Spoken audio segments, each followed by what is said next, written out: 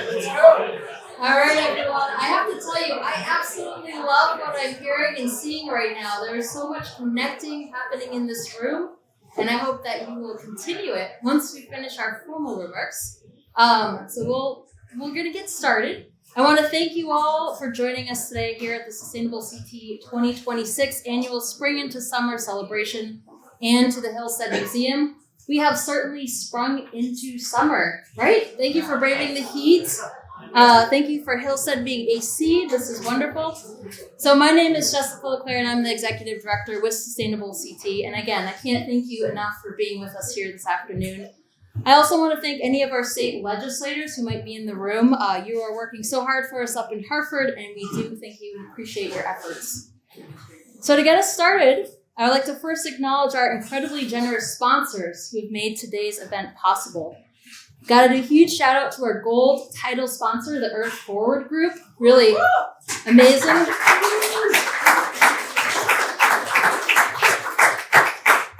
Want to thank our silver sponsors, Capital for Change and Reworld.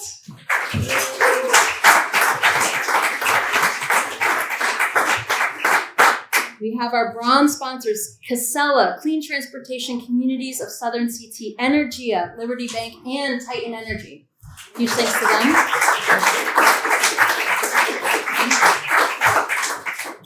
And I'd like to thank our supporting sponsors as well, All American Waste, Connecticut Water, Power Options, Switch Together, and the UConn School for Public Policy. An amazing group of sponsors.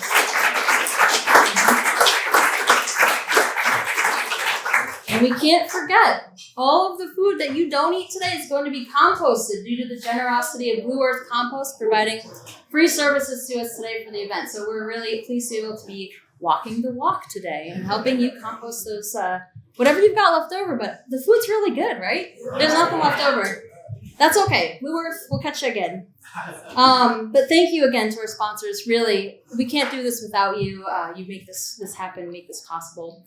We also wouldn't be here this evening without the tremendous efforts of our team, the Sustainable CT team, who many of you have known and worked with. Thank you to Jim Hunt, Deb Mathias, and Kate Richard, Torrin Radicini, Summer Mitchell, Katie Meter, and Lily Adamo for all that you've done to make this event possible. If you wish to wave, you may. Yeah. Not only do they do work like this, but they're working with all of you. And that's really the highlight of our job, this opportunity to work with towns and feed off of your passion and your inspiration to make your communities great places to live. Today is a special day for our team as well. We are very excited to be introducing you formally to our 2026 Summer Fellows. Fellows, if you're in the room, you do have to wave. I don't be bashful, there they are. What do you know? They're all sitting together. So the fellows started last week. They're experts. They know every action in the program. They know all about your towns, and they want to meet with you. I am sure that they have sent you emails already, so please do follow up with them, connect with them, find the fellow that's working with your town. They're awesome. They really are. So I hope you can meet with them and keep them busy because we got a lot of hours to fill up. Okay, so today is all about coming together, seeing familiar faces, and meeting new friends. Today we are building the strength of our network. You might have noticed we are joined tonight by many, many partner organizations. These groups have supports available to your communities as you navigate the actions in our program. Our partners here today in the gallery are the Department of Ag, the Department of Energy and Environmental Protection, the Connecticut Green Bank, the Connecticut League of Conservation Voters, the Cylinder Collective, the Office of the Arts from the Department of Economic and Community Development, PACE, People's Action for Clean Energy, the Nature Conservancy, and outside on a hot day, really taking one for the team, we've got the Energized Connecticut Spark Energy Living exhibit. I heard it's AC, so do check it out. It is really a cool thing that you can take to your own town. If you got farmers markets or other community events, you can have that as a learning tool to engage your residents. So connect with the organizations. They'll be back in the gallery after our remarks conclude. They've got great free resources for you as you're navigating your sustainability journeys. So we're here tonight at a Connecticut landmark, the Hill-Stead Museum. Not only is this our landmark, it's a National Historic Landmark. This is a treasure that we share with the country, a country that, as you know, is turning 250 this year. Our history shapes us. It shapes our nation. It shapes our state. It shapes our towns, for better and for worse. We are our history, and we are the history of generations to come. We are on the continuum, and we here in this room are working to create a sustainable history with thriving, healthy, equitable communities for the generations that will come after us. This place that we were at was designed by Theodate Pope Riddle. She's a woman who bucked tradition and surmounted the challenges of working in a profession dominated by men, in a time when most professions were dominated by men. With great curiosity and great care, Theodate became a celebrated architect, and she's designed buildings all across our state and country, including this place, buildings at the Westover School in Middlebury, the Avon Old Farm School in Avon, Hop Book School in Naugatuck, and Theodore Roosevelt's childhood home in New York City. So whether we know it or not, I like to think that we are all channeling our inner Theodate Pope Riddle. We are leaning into what could be. We are pressing forward when challenges come up. We are determined to leave our towns and our state better off for our efforts. I thank you all for your work to build sustainable cities and towns in Connecticut. Whether you're a town rep here tonight, a partner who provides assistance, or a champion providing supports that might be unseen, I thank you very much. So now I'm pleased to introduce our title sponsor, Diana McCarthy-Burkery. She is the principal and founder of Earth Forward Group. So Diana, if you want to come up. I want to say a couple things about you as you make your way up. Diana's awesome. Talk to her, she's great. So she's a longtime supporter of our program and was part of our creation story as an organization. Earth Forward Group is a woman-owned business in our state that provides workforce development training, sustainability, consulting, program design and management, business development, and marketing and outreach services. We're just really so grateful for your support. And there are so many linkages between our two organizations that you're just really a perfect complement to Sustainable CT. So this is the best title sponsor we could ever have. Diana really was at the table when we were forming Sustainable CT. She's OG. And literally, we've come full circle here. So I'm going to turn it over to Diana. Please give her a warm welcome. Thank you.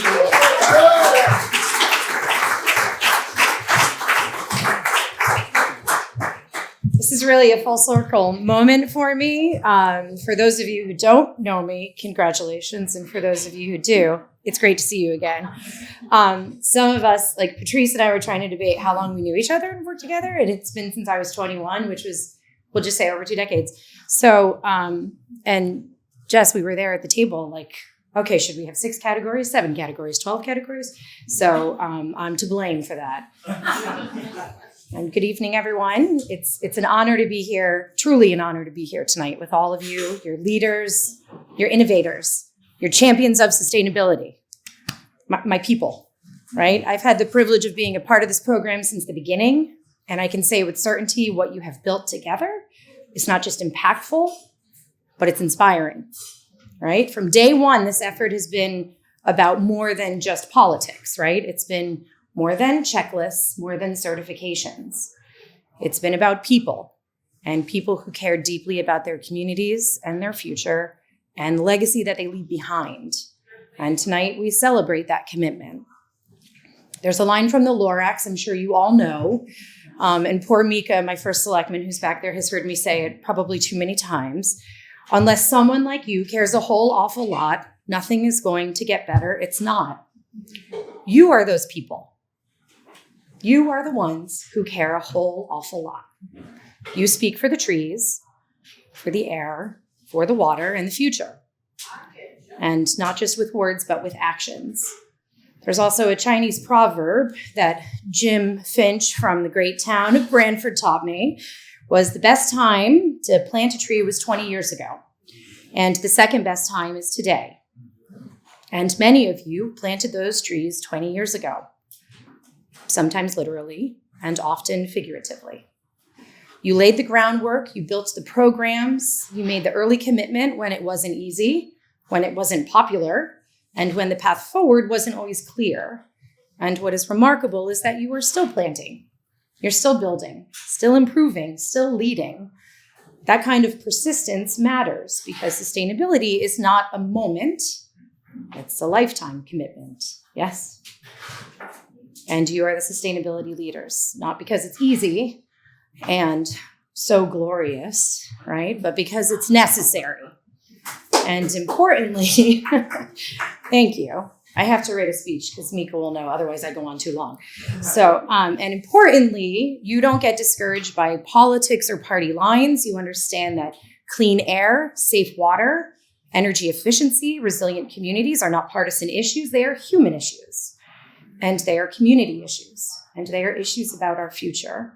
And that kind of leadership is rare and it deserves recognition. So tonight we celebrate your achievements.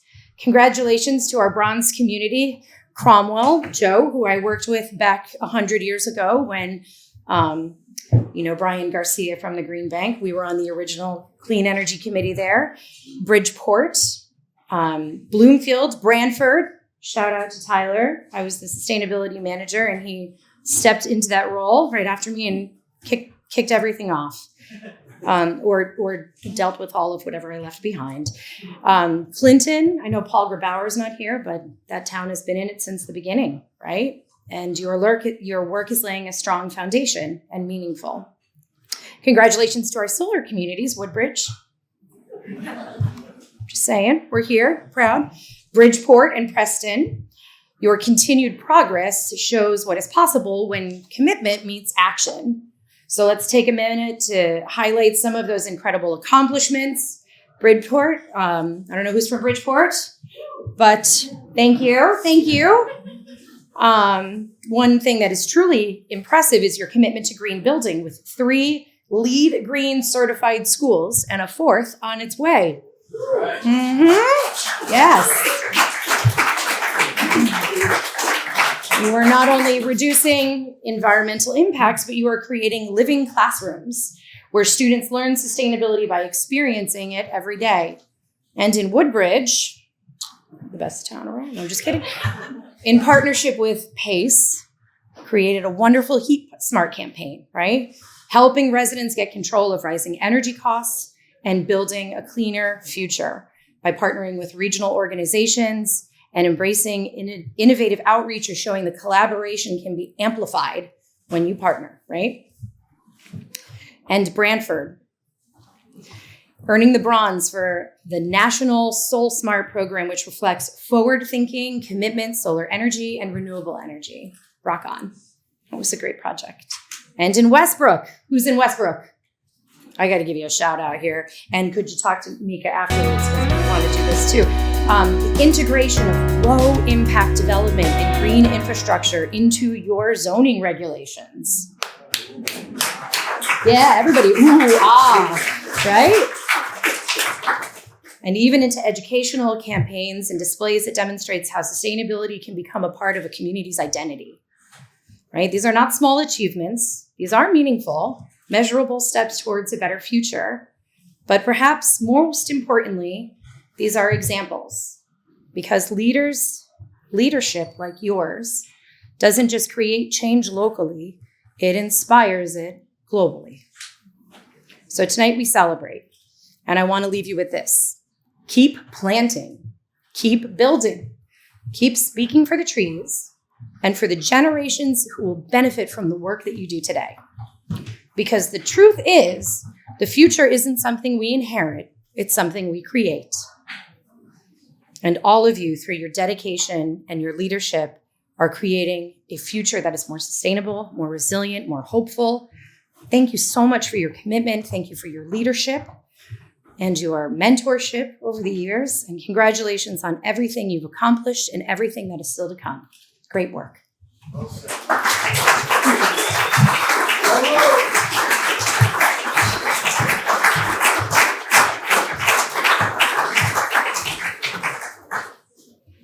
Diana was awesome, right? Yeah, we're so lucky to have such wonderful people in our orbit, in our world, including our board of directors. So we have a couple board members who are able to join us tonight. If you're here, would you like to wave a hand? Yeah, there. Hey! Really, it is a team effort. I'm happy now to introduce 2 of our board members, Camille Fontanella and Mike Porcaro. We're going to announce the certified communities for our 2026 spring certification. So Camille's going to kick us off. Thanks, Jess. What a great evening. Oh my gosh, look at all these smiling, happy faces. I'm always so happy to attend this event to celebrate sustainable communities. My name is Camille Fontanella, and I'm the director of the Office of Innovative Partnerships and Planning and the concierge team lead at DEEP, the Department of Energy and Environmental Protection. I've had the pleasure of serving on the board for 4 years now on behalf of DEEP's commissioner. Our place on the board stems from Sustainable CT and DEEP's shared mission to help municipalities be more resilient and support environmental initiatives. My office directly supports municipal projects with our concierge permit assistance services. So if you're ever in need of some guidance for planning, funding, and permitting a project in your town, please don't hesitate to reach out to me on our early municipal services. All right, so tonight it is my honor to recognize 5 communities who are earning the bronze certification. I will ask all towns receiving an award to come up to the podium to receive your plaque. We will make the formal award to all spring certified communities later this fall. So one by one, I will call municipalities up to the front. As I do so, I will read one of the many impressive elements of your applications. As I call your town, please make your way to the podium. All right, Bloomfield.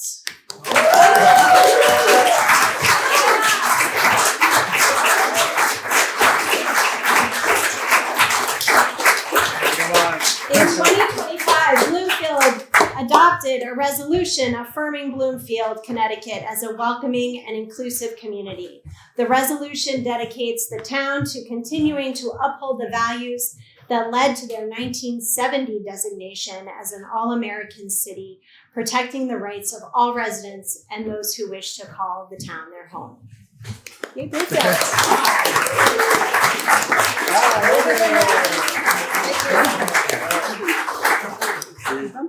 Okay, next is Branford.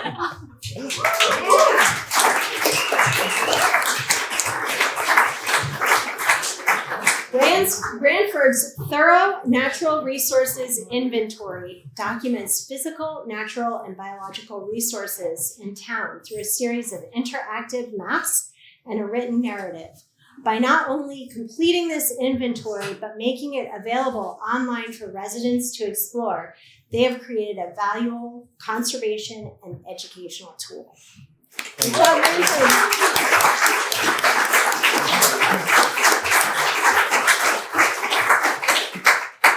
All right, next is Cromwell. Cromwell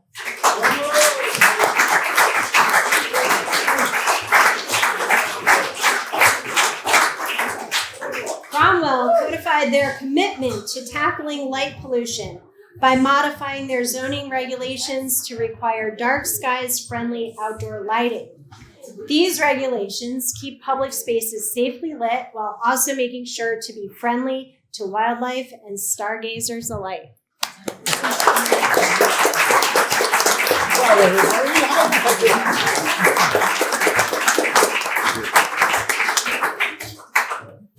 All right. Thank you very much. Next is Westbrook. Westbrook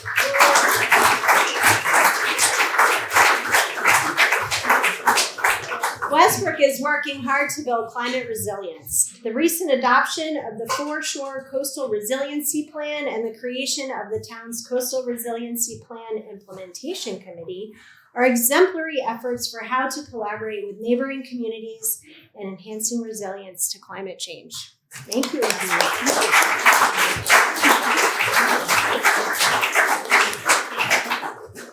Is Clinton here? Clinton in the house. All right, come on up.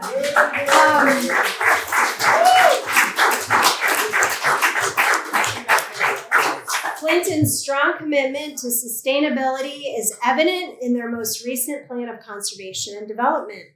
Their 2025 plan integrates hazard mitigation and sustainability principles into their plan, with topics ranging from resiliency improvement districts to open space acquisition funding mechanisms. Well done.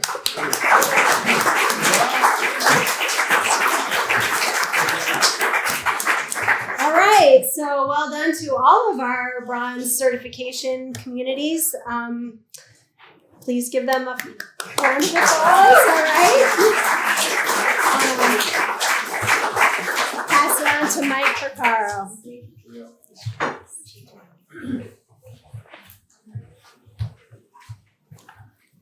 Don't get old, you gotta wear glasses, contacts, and I had to enlarge the font today, so that's usually not a good sign, but I can still read. So, and Jess, let me start off by saying she won't let us do it, so we have to do it now.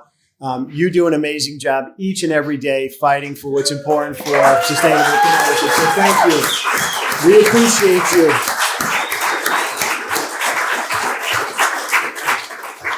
My name is Michael Porcaro, and I'm the Chief of Government Administration for the Mashantucket Pequot Tribal Nation, and I also serve proudly as the co-chair of Sustainable Connecticut's Board of Directors.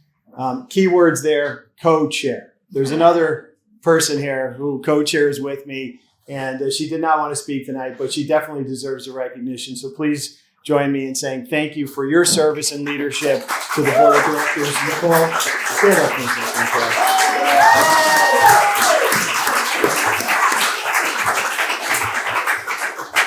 Like Camille, I will read one of the many inspiring actions completed by each certifying community. As I call your town, please make your way up to the podium. Bridgeport. I heard someone was here for Bridgeport. Come on down, Bridgeport, maybe.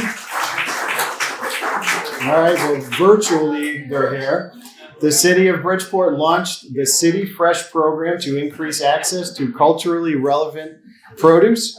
The program runs in collaboration with the East End NRZ Market and Cafe and has secured $500,000 in funding from the Connecticut Department of Agriculture's local food purchase assistance grant program to bring the City Fresh program to life. Residents who receive boxes also receive culturally relevant, healthy recipe cards. That is awesome. That is creative. Thank you so much. Congratulations.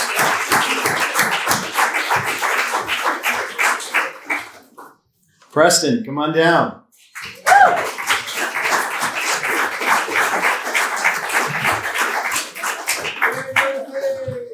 Preston's commitment to open space preservation is strong and clear. Their open space plan, integrated into their plan of conservation and development, is thorough and thoughtful in describing their plans for open space preservation and acquisition. It's a model for the rest of the state to look at, and thank you very much. Congratulations.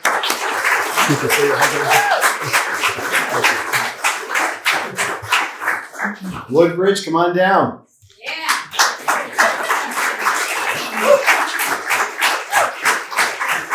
Very appropriate. Woodbridge is keeping residents cool with their strong extreme heat response measures.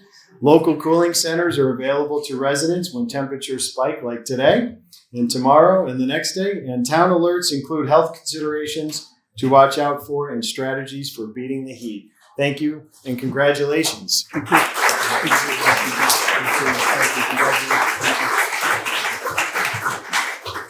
Congratulations to all of our silver certified communities. Again, let's give them all one more round of applause. Thank you. Great job. I would now like to call up Ashley Stewart Brown from our Board of Directors to introduce our keynote speakers. Ashley?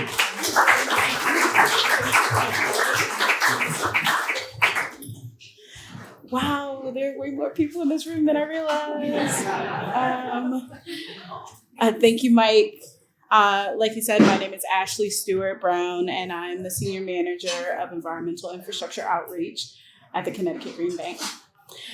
Today is my honor to introduce our keynote speaker, Jason Mancini, from Connecticut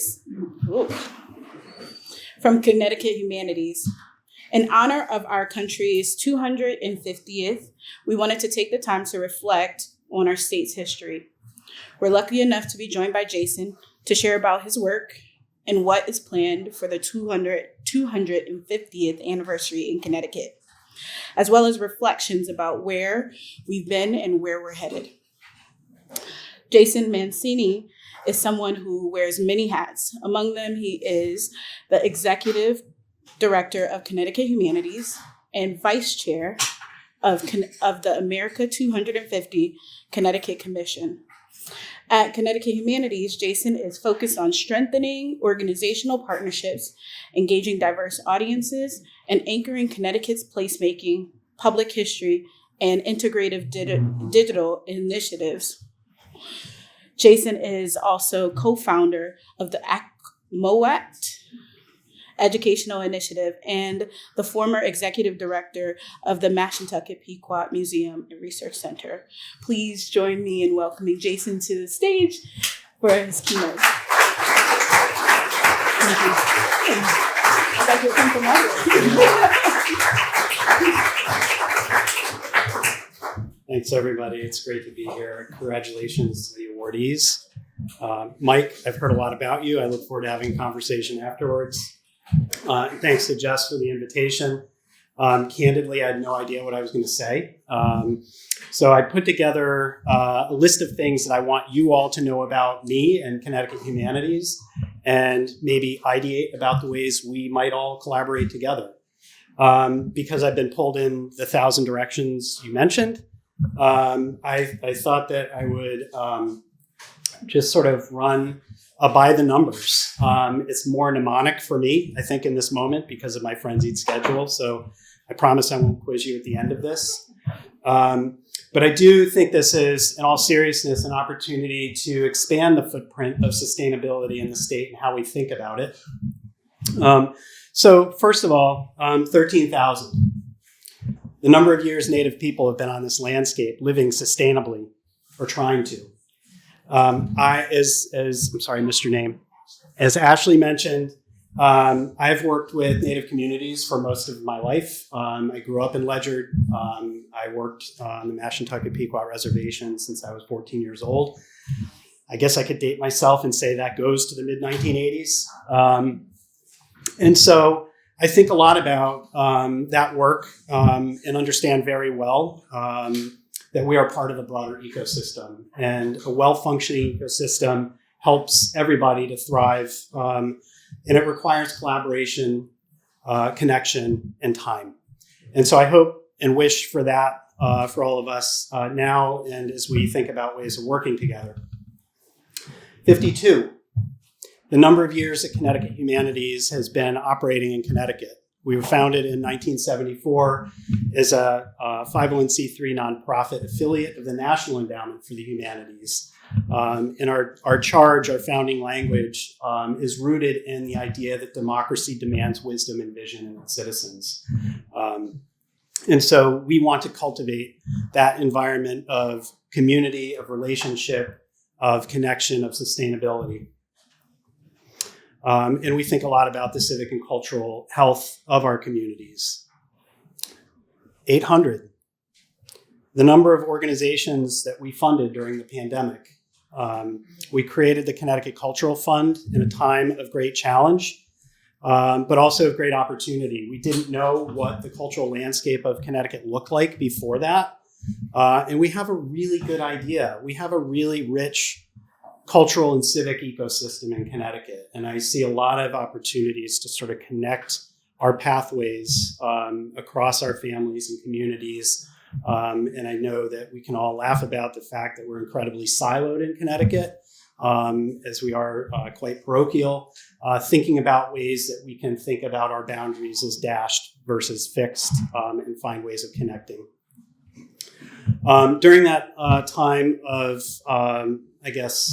financial largesse of granting, we also facilitated a summer at the museum program, really thinking about ways that, especially young people, but ways that families could connect with our stories, our local stories, the rich cultural heritage we have, and thinking about our emotional well-being, thinking about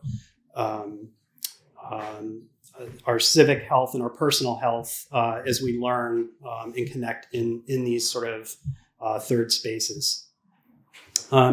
And I want to just say, in a way of practically thinking about this, that these 800 cultural organizations, they're all small businesses. They're all parts of our communities. They all contribute. And we need to find better ways of thinking about sustaining and supporting these organizations, as well as connecting them with our libraries, with our K-12 schools, educators, students, and so on. $60 million has that we have contributed and administered and awarded since 2020. Through all the programs, we've worked really hard to ensure that all of Connecticut is represented by our funding. If you don't know us, we want to know you. So please connect with us and let's talk about ways that Connecticut Humanities can have a conversation in your community and think about ways of partnering and engaging in the work that is meaningful to you and supportive of your communities. 250 years since the founding of the United States. I am the vice chair of the America 250 Connecticut Commission. Cindy, who's on my staff over here, is managing the project for Connecticut Humanities, and we've been immersed in this now for 4 years, and we've been thinking about it even longer. This is really a great opportunity to reflect on our civic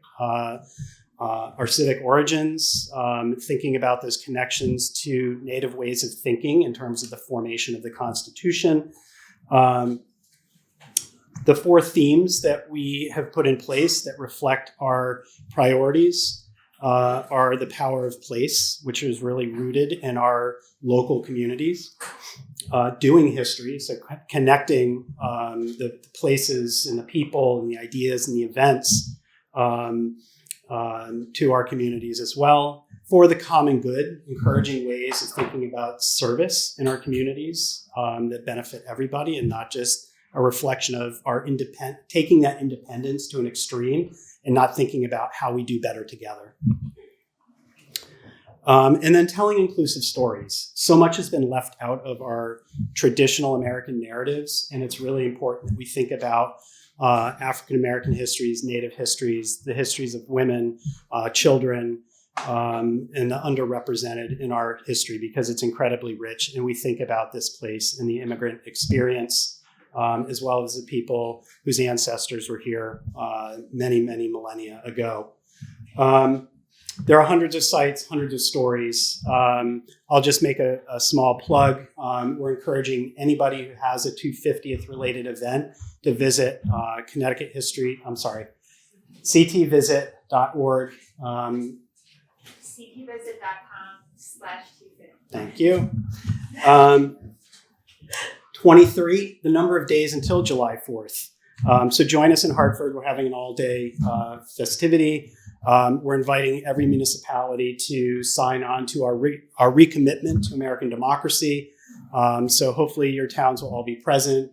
We have now, I think, close to 160 of 169 towns that have been that have committed, I believe, to this. Speaking of which, 169. The number of cities and towns in the state. We've been working really hard through our grassroots and grass tops initiatives to work and connect with all of the municipalities. It's been an important part of our work in terms of our own funding. Municipalities, 501c3 nonprofit, cultural organizations, and the 5 Connecticut tribes are eligible. So if you are one of them, then please, again, connect with us. 18, the number in ranking that Connecticut jumped in arts and cultural vibrancy last year. Southern Methodist University did a national study that saw Connecticut jump from number 21 to number 3 nationally in cultural vibrancy. This is what investment looks like. That $60 million over the last chunk of time means that has gone into all of our communities to connect with people, to enrich the work that we all do, all of these organizations. So it's a really important part, and I will circle back to that at the end of my conversation here. 400. The number of years old Connecticut will be in 2036. So the path ahead, thinking about that, we are thinking and working with the Connecticut Investment Fund, or the Community Investment Fund. We've received a planning grant. We're thinking about ways that we can serve more municipalities in Connecticut and the cultural organizations and the community needs there. We are also working right now on a civic health assessment for 2026. The last one was done 10 years ago. So we are looking longitudinally at how we connect with one another. What is our voting across our communities? How are we volunteering in our communities? How are we treating education and social connection and civic health broadly? Civic and cultural infrastructure is important. The systems for our people, our communities, and our businesses. So we're trying to really bring all this together, and also with our partners in the Office of the Arts, who've been incredibly just incredible partners. The Connecticut Arts Alliance, we're working closely with Connecticut Main Street Center. If you don't know them, you want to get in touch with them, as well as the cultural districts that are in many towns across Connecticut. 4, the number of impact areas that we are committing future resources and staff time to. They involve, first, capacity, resilience, and sustainability. I'm sure you'll appreciate that. As we look to strengthen opportunities for our organizations, again, to better serve communities, but be strengthened through, sometimes it might be shared services or mergers and acquisitions, but we want to see healthy, vibrant organizations that do a better job and continue to serve very well their communities. Civic and community learning, education, thinking about ways that we can bring our educators in our schools together with our educators in our museums so that we can enrich our K-12 social studies curriculum with our incredible stories in Connecticut. So we build a power of place and a respect for where we live. And then finally, community vibrancy. Again, working with those main streets, cultural districts, and communities on what that looks like for all of you. And this is where our biggest invitation is, because we don't want to prejudge. We don't want to be prescriptive. We want to hear from your communities and what matters to you and how can we support that. 1, the percent of the meals tax for municipalities and arts and cultural organizations that we continue to seek from the state of Connecticut. Unfortunately, we weren't successful this year, but we were making quite a bit of headway to the point where it was a priority bill in the Senate this year in Connecticut's legislative body. That means about $100 million that will come back to our communities, to our cultural organizations, and to promote through tourism marketing just the incredible richness and diversity of our communities. We feed Connecticut's community, economic and environmental health, and I look forward to thinking about this and talking through the numbers with you. So I'll look forward to conversations afterward and in the future. But thank you for inviting me, and glad to be here.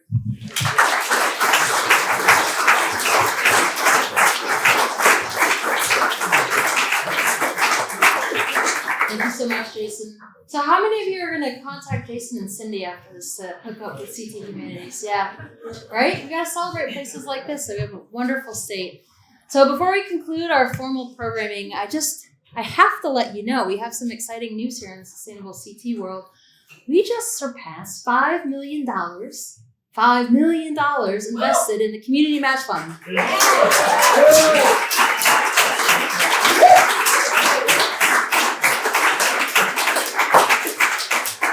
So I like to tell people we launched the Community Match Fund in September of 2019. So what happened right after that?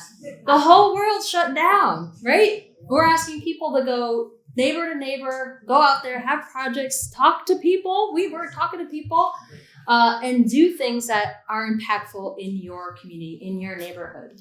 So I'm just blown away by this. I think the Community Action Fund is amazing. If you don't know about it yet, learn about it. We've got brochures, we've got people, we've got project leaders here tonight. We have supported over 400 projects in more than 88 towns. So let's make that 169. We can get there. We can do it. Yeah, that's okay. I got more numbers too, just in the entire day. But you had such a great pause after you said them. I'll try. Over 27. I already blew it. Over 27,000 people have donated to the projects, to these 400 projects, to see them come to life. People giving $5, $15, $20, $50 to see something in their neighborhood become real.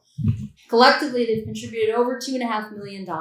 We were able to provide the match to these contributions due to the generous support of the Hampshire Foundation, the Emily Hall Tremaine Foundation, the Connecticut Green Bank, and supporting organizing work of the Connecticut Council on Philanthropy. So thank you to everyone who's given, whether $5 or $300,000 or $1 million, to help us move these projects forward. It is huge, and you can go out and see projects right now. It's really exciting.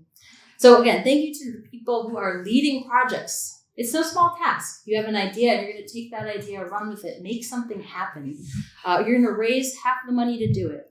Thank you to the people who gave to the projects, who wanted to support cool things happening, whether it was in your town or in another town, but you sort of bought into the story, bought into the inspiration.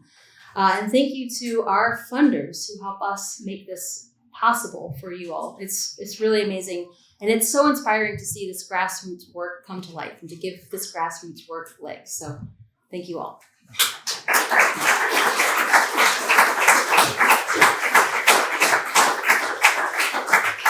So whether we're shaping our state by planting trees, building crosswalks, putting up solar, we're doing it together.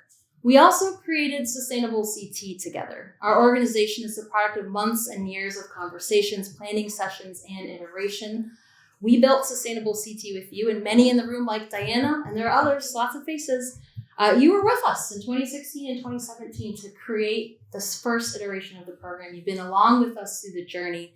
And guess what? We're turning 10. Did I get the pause right? 10. Next year, we're going to be 10. We're really excited about that. Double digits. It's a big one. And we want to make sure our next decade of work is shaped with you. So we will be in touch. Actually, I think we sent it out yesterday to our municipal representatives. We sent out an online survey. We want your feedback, all of it. The most helpful feedback is the critical feedback. So let loose. We want to make sure the program works for you and continues to work for you. We're also hosting 3 in-person and 2 virtual focus group sessions. So we have the space for you to come, talk to us, kind of hash it out. What do you like? What don't you like? What could we be including in the program to make sure it represents where you are and where you want to be as a community? We want to maintain at our foundation that this is a program for towns by towns. So tell us also if you don't like this process. If there's another way you want to engage with us, we're here to learn and to listen and to make sure we have a program that continues to meet everyone's needs. So that's that. I want to just thank our sponsors one more time. So Earth Forward Group, Capital for Change, Reworld, Casella, Clean Transportation Communities of Southern CT, Energia, Liberty Bank, Titan Energy, All American Waste, Connecticut Water, Power Options, Switch Together, the Yukon School for Public Policy, and Blue Earth Compost. These are great groups. They have services available for your towns. They're here today, many of them, so find them, talk to them. And I encourage you all now to go back to where you were 1 hour ago. Everyone was talking, laughing, drinking, eating. So that's where you want to get back to. Thank you for joining us. Congratulations to all of our certified members.